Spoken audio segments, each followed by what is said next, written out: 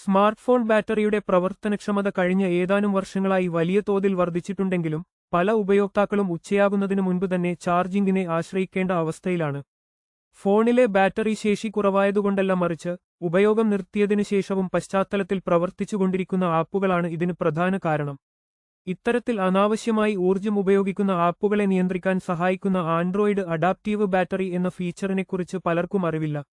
WhatsApp, slack തുടങ്ങിയ നിത്യോപയോഗ ആപ്പുകൾക്ക് പുറമെ യാത്രകൾക്കും ഷോപ്പിംഗിനുമായി ഇൻസ്റ്റാൾ ചെയ്ത ആപ്പുകൾ പോലും പശ്ചാത്തലത്തിൽ പ്രവർത്തിച്ച് ഡാറ്റ സിങ്ക് ചെയ്യുകയും അപ്ഡേറ്റുകൾ പരിശോധിക്കുകയും ചെയ്യുന്നു.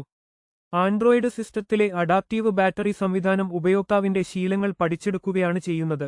നാം സ്ഥിരമായി ഉപയോഗിക്കുന്ന ആപ്പുകൾ ഏതെന്നും അല്ലാത്തവ ഏതെന്നും സിസ്റ്റം തിരിച്ചറിയുന്നു. സ്ഥിരമായി ഉപയോഗിക്കുന്ന ആപ്പുകൾക്ക് യാതൊരു തടസ്സവുമില്ലാതെ പ്രവർത്തിക്കാൻ അനുമതി നൽകുകയും അപൂർവമായി മാത്രം ഉപയോഗിക്കുന്നവയുടെ പശ്ചാത്തല പ്രവർത്തനങ്ങളെ നിയന്ത്രിക്കുകയും ചെയ്യുന്നു.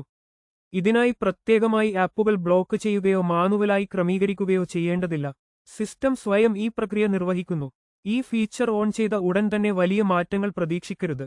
ആൻഡ്രോയിഡ് ഫോൺ ഉപയോഗിക്കുന്ന രീതി മനസ്സിലാക്കാൻ കുറച്ചു ദിവസങ്ങൾ ആവശ്യമാണ്.